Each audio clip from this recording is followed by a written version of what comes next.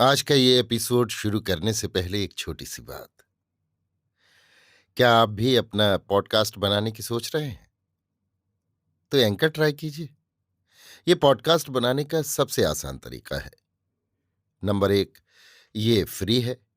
Number 2, इसमें कई सारे ऐसे टूल्स हैं जो आपको अपने फोन और कंप्यूटर पर रिकॉर्ड और एडिट करने की फैसिलिटी देते हैं।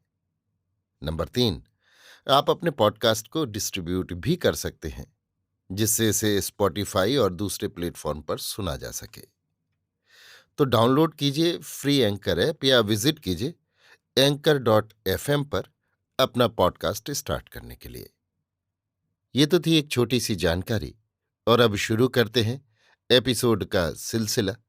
तो आज के एपिसोड में लीजिए सुनिए फणीश्वर नाथ रेणु के लिखे उपन्यास मैला आंचल का भाग 44, मेरी यानी समीर गोस्वामी की आवाज में। इधर कुछ दिनों से डॉक्टर मौसी के यहाँ ज्यादा देर तक बैठने लगा है। मौसी के यहाँ जब तक रहता है ऐसा लगता है मानो वो शीतल छाया के नीचे हो। काम में जी नहीं लगता है। ऐसा लगता है उसका सारा उत्साह स्पिरिट की तरह उड़ गया। क्या होगा मानव कल्याण करके। मान लिया कि उसने काला आजार की एक रामबाण औषधि का अनुसंधान कर लिया। अमृत की एक छोटी शीशी उसके हाथ लग गई। किंतु इसके बाद जो होता आया है होगा। आखिर 5 आने का एक एम्पुल 50 रुपये तक बिकेगा। यहां तक उसकी पहुंच नहीं होगी। और यहां का आदमी जी कर करेगा क्या? ऐसी जिंदगी।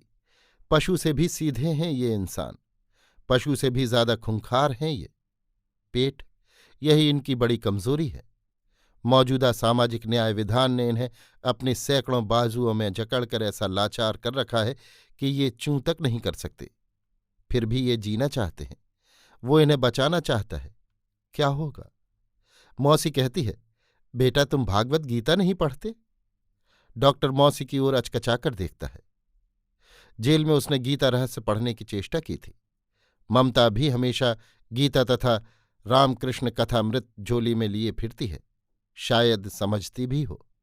ममता ने कई बार कहा है, फुर्सत के समय गीता जरूर पढ़ो। नहीं समझे? कुछ ढूंढो, कुछ ना कुछ जरूर मिलेगा। वो गीता पढ़ेगा। डॉक्टर साहब जय हिंद। आओ कालीचरण, क्या हाल है? तुम भी पूर्णिया गए थे ना? जी अभी तुरंत ही आ रहा हूं।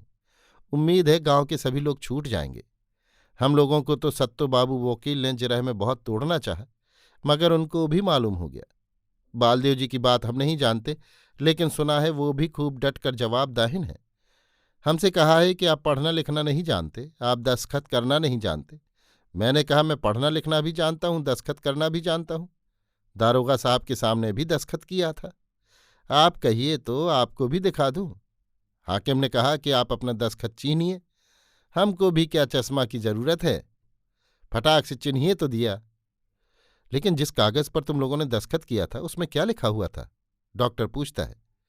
क्या लिखा हुआ था? सो तो नहीं पढ़ा। दारोगा साहब ने तो अंग्रेजी में लिखा था। सरकारी कागज पर कोई खिलाफ बात थोड़े लिखेगा। डॉक्टर ठठाकर हंस पड़ता है। और बालदेव जी ने भी वही कहा होगा। हाँ, लेकिन इसमें हंसने की क्या बात है?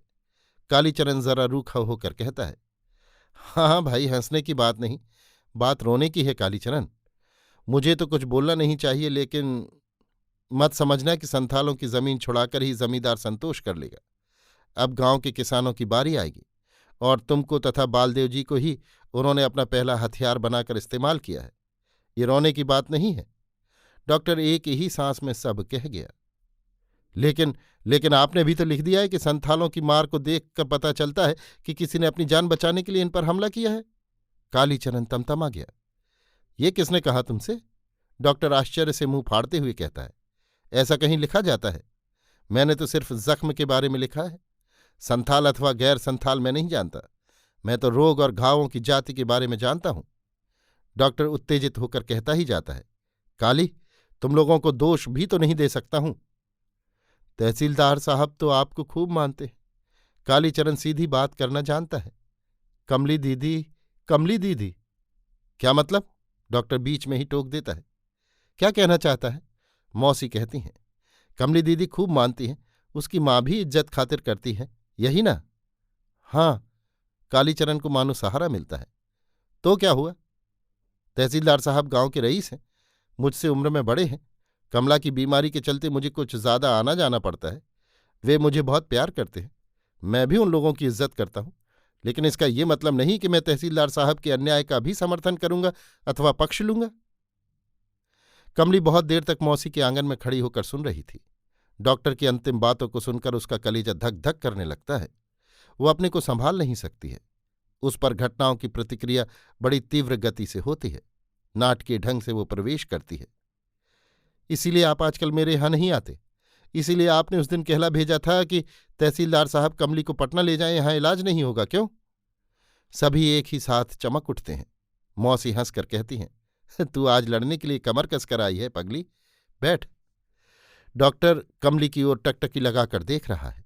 चेहरा लाल हो गया है कमली का, आंखें डबडबाई हुई हैं, गले के पास की रग तीव्र गति से फड़क रही है।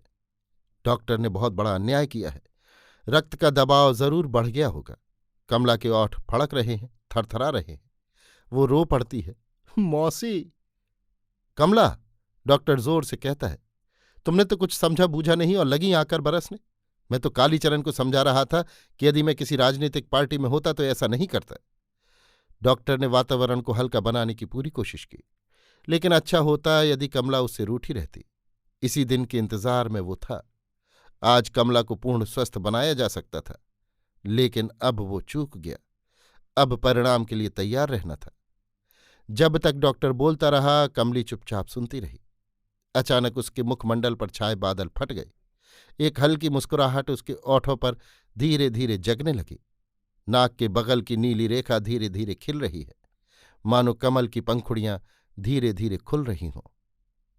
मौसी चुपचाप कभी कमली की ओर कभी डॉक्टर की ओर देखती है। उसके ओठों पर भी मंद मुस्कुराहट खिंची हुई है। प्यारू मेरे यहां 2 बार खोज गया है, शायद आज भी कोई खरगोश भाग गया है। कमली मौन भंग करती गई। उसकी बोली सहज हो गई है। कालीचरण कमली के चेहरे पर कुछ देखकर चमक उठता है। उससे बातें करते करते कभी कभी मंगला के चेहरे पर भी ऐसे ही भाव आ जाते हैं। इसी तरह तुनुक तुनुक कर बोलती है। वो डॉक्टर की ओर देखता है, फिर उठ खड़ा होता है। अच्छा तो बैठिए डॉक्टर साहब, हम अभी चलते हैं, फिर कल भेंट करेंगे। मौसी भी उठकर जाते हुए कहती है, तुम लोग चाय तो जरूर पियोगे? कुछ देर तक दोनों चुप रहते हैं। कमली पास में पड़ी हुई सीकी की बनी हुई फुलडलिया को उठाकर उसकी बुनावट देखने लगती है।